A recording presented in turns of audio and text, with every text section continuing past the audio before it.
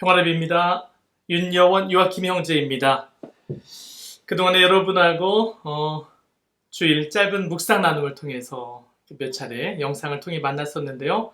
여러분들에게 오늘부터는 조금씩 성프란치스코의 어떤 영성에 대해서, 프란시스칸 영성에 대해서 이제 조금 나눔을 하면 어떨까라는 생각을 해봅니다.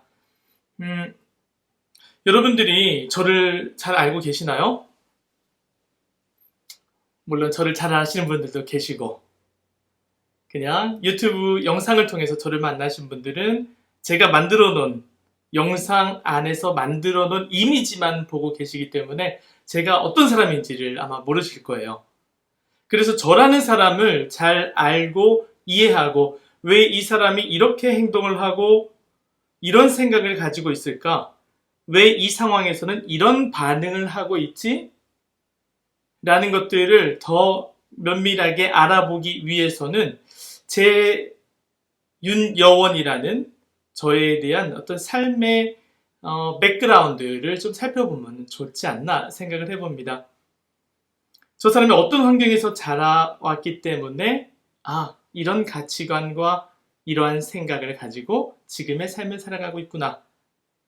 가정 환경, 삶의 환경, 시대적 삶의 배경, 그 모든 것을 영향을 받고 한 인간은 태어나서 자라면고 성장하고 있기 때문에 그 상황들을 잘 살펴본다면은 정말 더 깊이 있는 이해를 할 수 있을 것 같아요. 왜 이렇게 시작부터 장황하게 설명을 하느냐? 오늘은 단순하게 아시시의 성 프란치스코가 살았던 시대 배경만 좀 살펴볼까 해서 이렇게 말씀을 드립니다. 아시시 성 프란치스코가 살았던 12, 13세기의 어떤 시대 상황을 잘 알면은 왜 프란치스코가 기사가 되고자 하는 열망을 가지고 살아왔는가? 그리고 왜 갑자기 변화돼서 교회 안에서 예수 그리스도를 섬기고 교회 안에서 끊임없이 복음적인 삶을 살고자 노력을 했는가? 더 나아가서 프란치스코라는 한 사람이 당시 아시시를 넘어 이태리 전역 그리고 유럽에까지 많은 복음화 영향을 미치거든요. 가난의 정신을 기반으로 한 복음화 운동, 프란치스칸 무브먼트가 살아생전에 이미 유럽의 전역에 뻗쳐나가요. 그 원인은 무엇인가? 여러분들이 그가 살았던 시대 배경을 조금이라도 알고 계신다면 그런 것들이 쉽게 더 마음에 그리고 머리에 더 기억이 남을 것 같아요. 12, 13세기에 어떤 정치적인 그리고 경제적인 사회적인 어떤 분위기를 좀 살펴보면요. 여러분들 사회 시간, 세계 지리 시간에, 세계사 시간에 배우셨던 어떤 봉건제도라는 어떤 중세기의 지방 분권 제도이죠. 봉건제도라는 얘기를 많이 들어보셨을 거예요. 약 9세기 경에 프랑크 왕국이 이제 카를로스 왕에 의해서 이제 다스려지고 있을 때 그가 이제 세상을 떠나는 그 시기에 맞춰서 이민족들이 막 침입해 오거든요. 이민족들 특히 바이킹, 이슬람 그리고 유목민들이 그 유럽을 이렇게 쳐들어오기 시작을 합니다. 새로 왕으로 뽑힌 샤를이라는 왕이 스스로의 어떤 경험도 부족하거니와 그런 카리스마도 부족해. 그러니까 스스로 자기의 권력과 힘으로 그 이민족들의 침입을 막을 수 없는 것을 깨닫게 되자 꾀를 내기 시작을 합니다. 그 나라를 지역으로 나누어서 어떤 그 힘 있는 사람들에게 영주가 되겠죠. 뭐 기사 중에서도 이제 힘센 어떤 그런 사람들, 영향력을 미치는 사람들을 뽑아서 그 영주로 파견을 하고 니네 지역은 너네가 알아서 지켜. 라고 이제 얘기를 해요. 그래서 왕의 중앙 집권적인 체제에서 그 시대 이후, 이제 중세기가 되겠죠. 중세기에는 지방 분권적인 어떤, 정치적인 어떤 세력이 힘을 쓰기 시작을 합니다. 그래서 각 지역의 영주라는 어떤 지배층에 그 왕이 땅을 주고 너희들이 그 땅에서 낸 소출을 나에게 조금씩 바쳐. 이제 이런 시스템이에요. 그러니까 왕은 영주에게 땅을 주어서 소출을 내서 세금을 바치게 하고 이 영주들은 또 자기 밑에 소작인들을 두어서 땅을 내주고 이 사람들이 소출을 낸 것을 이제 영주에게 바치는 시스템. 이런 피라미드 구조가 이제 완성이 되죠. 그 영향을 이제 가톨릭 교회도 그 영향권 안에서 같이 이제 성장을 하게 되는 거예요. 그런데 이제 프란치스코가 살았던 12, 13세기는 이런 봉건 제도의 시스템이 차츰 붕괴되기 시작하는 그런 과도기에 있었어요. 그 과도기가 생길 수밖에 없었던 이유 중에 하나가 십자군 전쟁이거든요. 그때 당시 이제 이슬람교도들이 성지를 침략을 하고 지배를 하고 있으니까 교황님이 이노첸시오 3세가 되죠. 3차, 4차, 5차 십자군 전쟁을 이제 일으켜서 그 성지를 탈환하려는 그런 노력들을 많이 하게 돼요. 즉, 그 과정에서 그 성지 탈환을 하기 위해서는, 즉, 십자군 원정에 참여하기 위해서는 젊은 남자들이 필요하단 말이에요. 그 젊은 남자들이 어디서 나오겠어요? 영주 밑에서 일하던 소작인들 중에 젊은 아이들이 차출이 돼서 나가게 되는 거예요. 그러니까 그 농사를 기반으로 했던, 그리고 자급자족을 했던 시스템이 점차적으로 붕괴되기 시작을 해. 일할 사람이 없으니까요. 그래서 이제 그게 하나의 원인이 이제 되는 거고요. 또 하나의 원인은 십자군 원정에 나갔던 사람들이 다른 나라, 세계의 변화에 눈을 뜨기 시작을 해요. 그리고 그 안에서 새로운 것들을 발견하죠. 그리고 그런 것들을 가지고 와서 자기 동네, 자기 도시에 이제 팔기 시작을 하고, 또 그 당시에 화폐 경제가 이제 시작이 되고, 그리고 도시를 중심으로 상업, 수공업이 이제 발달되는 시기입니다. 즉, 화폐의 가치가 세지고 모든 것들이 과거에는 자급자족하던 시스템에서 이제는 상업적인 시스템, 그리고 도시를 중심으로 모든 게 물물 교환해서 이제 무역을 통한 어떤 시스템으로 바뀌기 시작을 하니까 점차적으로 봉건 제도의 시스템이 붕괴되기 시작을 하고 새로운 자치 노동조합이라든지 상업 경제, 도시 중심의 이제 사회로 변화되기 시작을 하죠. 그래서 많은 사람들이 도시로 또 이주하는 어떤 그런 현상까지 일어납니다. 더 이상 영주들이 자기 소작인들을 부려가면서 힘을 쓸 수 있었던 이제 그런 시스템이 아니에요, 더 이상. 그리고 그 당시에 흑사병이 있으면서 많은 사람들이 또 죽어나가요. 더 이상 농경 중심의 사회에서 이제 도시 중심의 사회로 변화되는 그 과도기에 성프란치스코가 태어나게 됩니다. 그리고 이제 또 다른 원인이 있는데 이 원인은 우리는 이제 종교적인 거에서 좀 찾아보면 좋을 것 같아요. 제가 말씀드렸다시피 종교 자체도 그 봉건주의의 영향을 크게 받았다고 말씀을 드렸잖아요. 즉 대수도 원장들, 특히 이제 베네딕토 수도원이 되겠죠. 그 지역의 왕이나 영주로부터 어느 정도의 땅을 받고 그 수도원을 운영을 하거나, 특히 이제 교회 같은 경우도 소작인들을 부려가면서 그 교회의 땅을 유지를 하기 시작을 해요. 그러면서 이제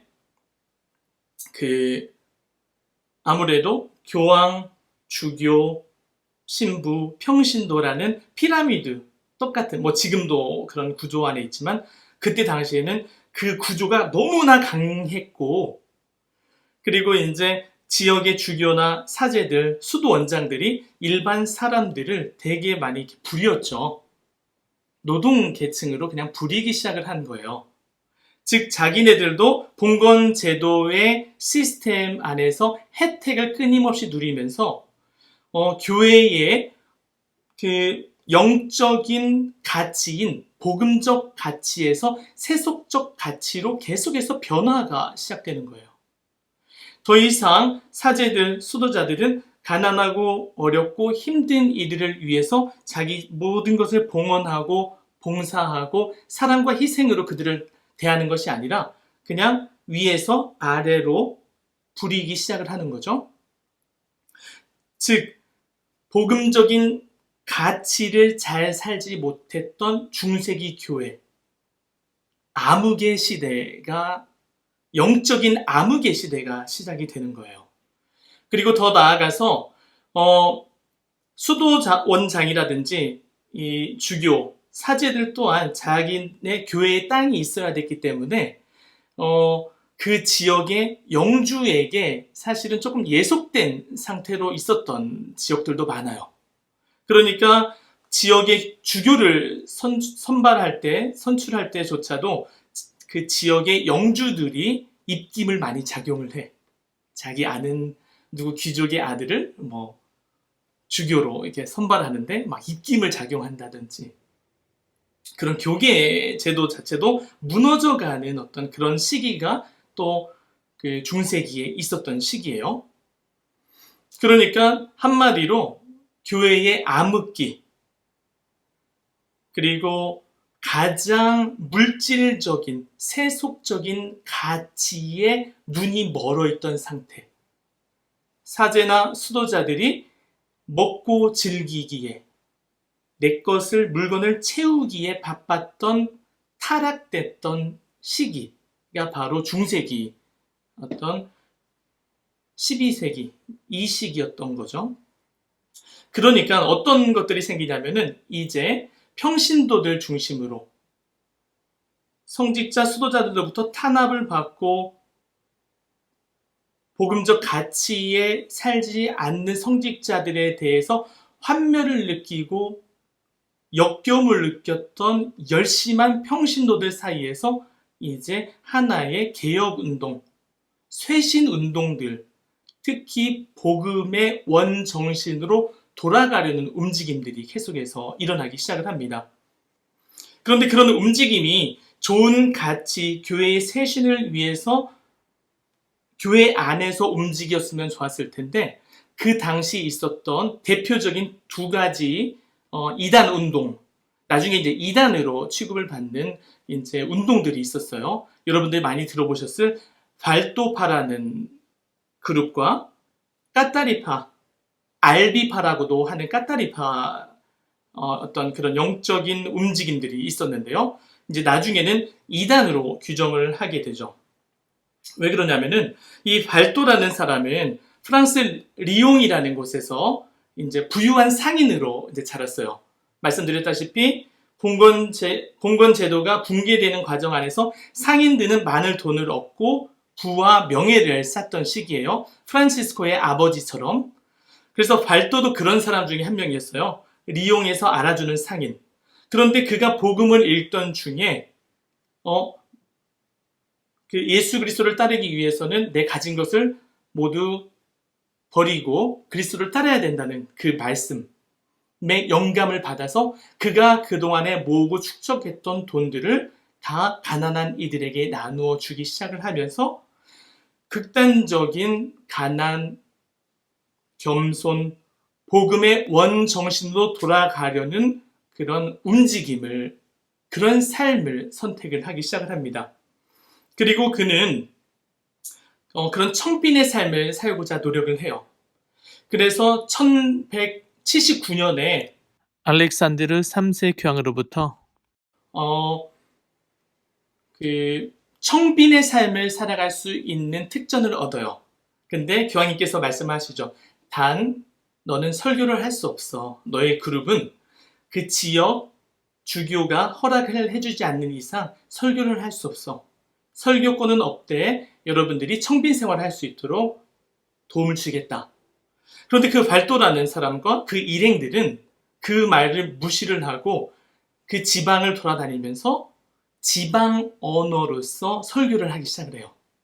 당시 모든 교회의 언어는 라틴어였고요. 라틴어로 된 모든 설교가 이루어졌었는데, 그러니까 평민들 그리고 소작인들은 그런 것들에 대해서 잘 이해를 못하는 경우들이 많았죠.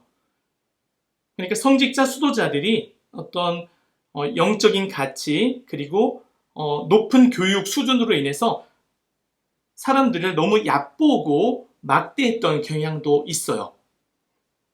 하지만 발도라는 사람은 돈도 많았던 사람이 모든 것을 버리고 설교를 가장 쉽게 자기네 언어로 설명을 하니까 그 사람들이 얼마나 반기겠어.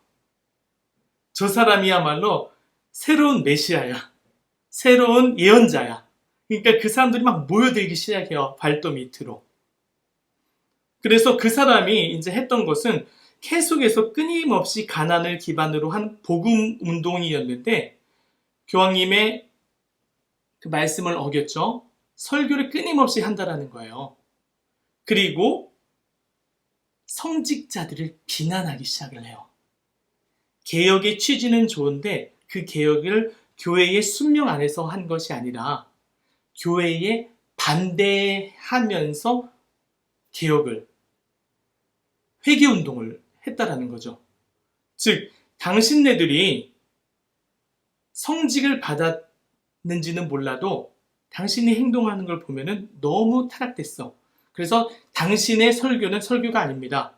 오히려 가난의 삶을 살고 있는 이들이 하는 설교가 참된 설교입니다. 라고 하면서 그 지역 사제들, 수도자들을 비난하면서 이런 평신도 복음화 운동을 하게 되다가 결국에는 이제 이단으로 쫓겨나게 되는 거죠. 하지만 그 청빈 운동이라는 그 자체는 되게 좋은 가치였기 때문에 나중에 더 이제 얘기를 할 거지만, 프란치스코가 가난 청빈을 중심으로 한 복음화 운동을 시작을 했을 때 갑자기 많은 사람들이 회개를 하고 프란치스코에 달려들었던 이유는 당시 중세의 성직자들, 수도자들의 만행에 대한 많은 평민들이 불만이 있었고 정말 복음적 가치대로 살고자 하는 열망들이 있었던 거예요. 그래서 발도파를 따랐던 많은 이들이 프란치스코 형제회로 들어오게 되는 거죠. 도미니칸이라든지 그때 당시 탁발수도회로 그 많은 무브먼트에 있었던 사람들, 이단으로 찍히고 나서 지도자들은 이제 잡혀가고 막 이랬겠죠. 남아있던 사람들, 프란치스코는 교회 안에서 이 청빈운동을 일으키는구나. 거기에 영감을 얻은 사람들이 나중에 조인을 하기 때문에 프란시스칸 무브먼트가 그때 당시 기하급수적으로 폭발한 거에 된 거예요. 그래서 발도파라는 게 있었고, 그리고 이제 알비파라는 게 있었는데요. 알비파는 그 불가리아 쪽에서 일어났다고 해요. 그 동유럽 쪽에서 십자군들 그리고 상인들이 이동을 그때 시작을 하면서 동부의 영향을 받았던, 특히 이원론, 만이교의 영향을 받고 선과 악이라는 이분법적 사고를 가지고 있던 카타리파의 영향을 받은 사람들이 발칸 반도를 거쳐서 북이탈리아를 거치고 프랑스 남부 지역 알비라는 지역과 툴루도라는 거는 더 큰 지역이고 알비는 좀 작은 지역인데 그쪽으로 모여들면서 그 사람들의 영향을 미치면서 그 까타리파가 시작이 돼요. 근데 그 까타리파를 그 알비라는 지역에서 시작을 했다고 해서 알비파라고도 하거든요. 그래서 이제 그 알비파는 그들이 말하는 요점은 뭐냐? 그리스도교의 하느님은 세상을 영적인 존재, 가치로 만들었다라는 거예요. 영적인 세계를 만들었어. 그런데 악마가 와서 물질적인 가치를 인간에게 심어주고 물질적인 가치에 사로잡힌 사람들이 곧 악이라는 거죠. 악에 빠진 사람들. 하느님은 영적으로 모든 것을 창조를 했는데 악마가 물질적인 가치를 심어주면서 인간이 타락을 하기 시작을 했다. 물질적인 가치에 속박이 됐다. 그런데 여중에서 깨달음을 얻은 자들이 끊임없이 자기 고행, 단식, 희생 생활을 하면서 물질적인 가치에서 벗어나고 결국에는 영적인 가치로 향해서 나아가는 사람들이 곧 천국으로 들어간다라는 이분법적, 물질적인 가치와 영적인 가치, 영적인 가치는 선, 물질적인 가치는 악이라는 그 만이교의 영향을 받은 이분법적인 사고를 가진 사람들이 알비파였거든요. 그래서 그들이 주장하는 것은 예수 그리스도는 하느님 그 자체이다. 인간이 절대 아니다. 근데 가톨릭 교회에서 바라보는 예수 그리스도는 신성과 인성, 참 인간이신 하느님이잖아요. 근데 그들은 인간, 즉 육이잖아요. 육, 물질에 속해 있는 것은 영적인 것, 좋은 것이 아니기 때문에 예수 그리스도는 참 인간이 될 수가 없다. 그래서 예수 그리스도의 인성을 거부를 해요. 그리고 예수 그리스도의 십자가상의 죽음과 부활을 거부를 하죠. 그런 것들은 있을 수가 없다. 그분은 영적인 존재이고 참 선인 뿐이다. 이제 이런 내용들. 그러니까 우리가 하고 있는 성찬의 전례도 거부를 하죠. 왜냐? 이 자체도 빵이라는 물질적인 것이 하느님의 몸으로 변하는 거잖아요. 물질적인 가치를 이용을 하고 있기 때문에 이거는 물질이야. 이거는 악인 거예요. 그들이 바라봤을 때는. 모든 성사를 또 거부를 해요. 그리고 그들 가운데에서도 끊임없이 고행을 하고 희생과 단식을 하는 사람들이 이제 선지자인 거예요. 영적인 세계에 들어가는 사람들. 그래서 그들은 결혼까지도 반대를 해요. 그런 이제 이분법적 사고에 빠져있던 사람들이 끊임없이 가난, 원복음의 가치를 찾아서 가려고 하고 그리고 끊임없이 희생과 고통을 통한 영적 쇄신의 삶을 살자고 하니까 그 알비나 툴루즈라는 그 프랑스 남부 지역에 있는 사람들이 이제 그쪽에 다 모여드는 거죠. 그래서 결국에는 그게 까타리파인 거예요. 까타리파의 영향을 받은 알비 지역의 사람들이 이제 일어나게 돼요. 그래서 이제 그 사람들도 결국에는 이단으로 이제 규정을 받게 되죠. 그 시기에 가장 중요했던 교황님이 계시는데요. 그분은 교황 인노첸시오 3세예요. 그분이 이제 몇 년도냐? 12세기 후반에 81년 아무튼 교황이 이제 됐을 때 가장 먼저 하셨던 것이 그거거든요. 교회의 쇄신, 교회의 개혁운동, 그리고 교회의 권위의 강화. 말씀드렸다시피 교회가 정치의 영향을 끊임없이 받았거든요. 황제나 그 영주로부터 영향을 받고 좀 지배에 눌려 있었기 때문에 교황 인노첸시오는 아니다. 교황의 권위가 왕의 권위에 위에 있다라는 것을 끊임없이 말씀하셨던 분이에요. 그래서 그가 했던 얘기 중에 가장 중요한 얘기는 뭐냐면은 황제의 권위, 즉 황제의 권위를 달에 비유를 하고 교황의 권위를 태양에 비유를 해요. 즉 교황, 태양 빛의 영향을 특히 영적인 영향을 받은 이들이 잊어버렸네. 아무튼 그 달이 태양의 빛을 받을 때 비로소 그 자신의 빛을 더 발휘를 하잖아요. 즉 교황의 영적인 어떤 영향을 많이 받은 각 지역의 영주들, 각 나라의 왕들이 더 빛을 발한다. 그래서 교황의 권위는 태양과 같고 왕의 권위는 달과 같다. 즉 교황 말 잘 들으면 니네 구원받는다 이 말이에요. 이게 내 밑으로 들어와라. 그래서 교황 이노첸시오 3세가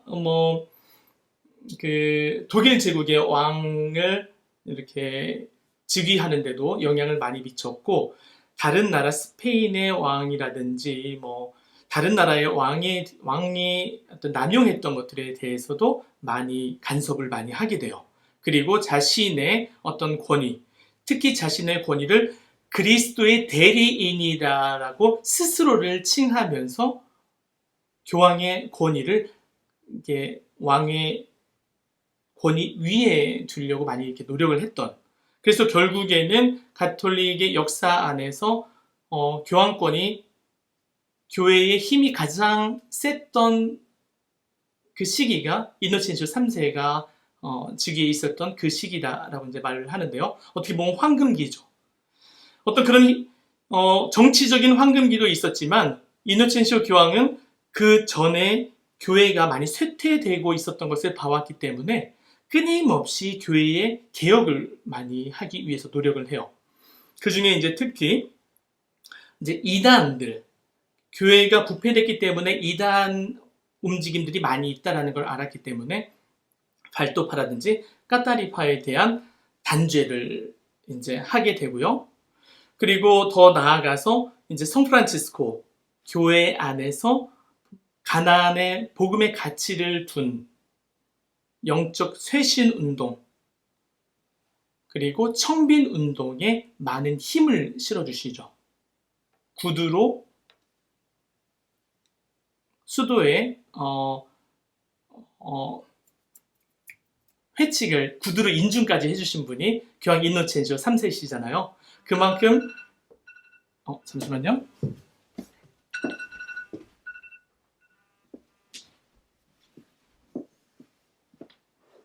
네, 저녁기도 시간입니다. 알람이 울렸네요. 그래서 그만큼 이노첸시오 3세가 당시 부패됐던 교회를 많이 쇄신하고 개혁하는 데 많은 영향, 힘을 미쳤어요. 그래서 성프란치스코 시대에 프란치스코가 기사가 되고 싶은 열망을 가졌던 이유 중에 하나도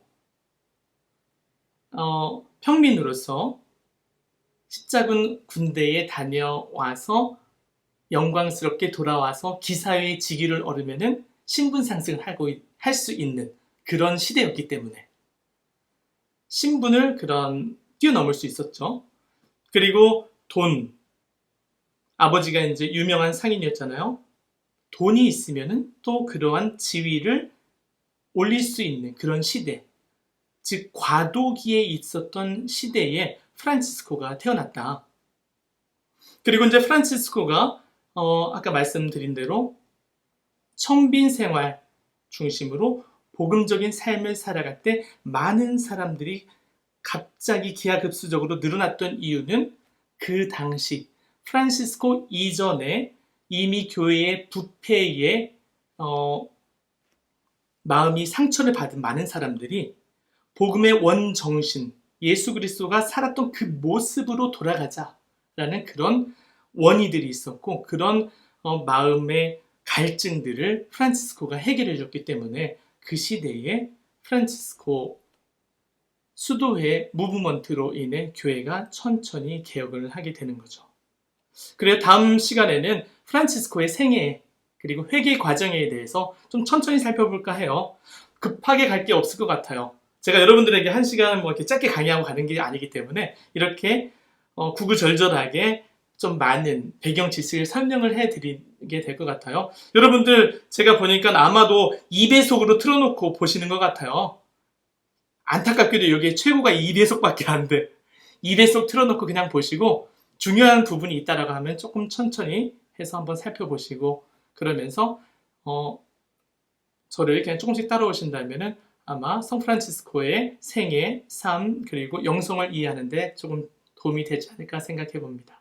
그리고 모두들 건강하시고 다음 시간에 뵙겠습니다. 아멘.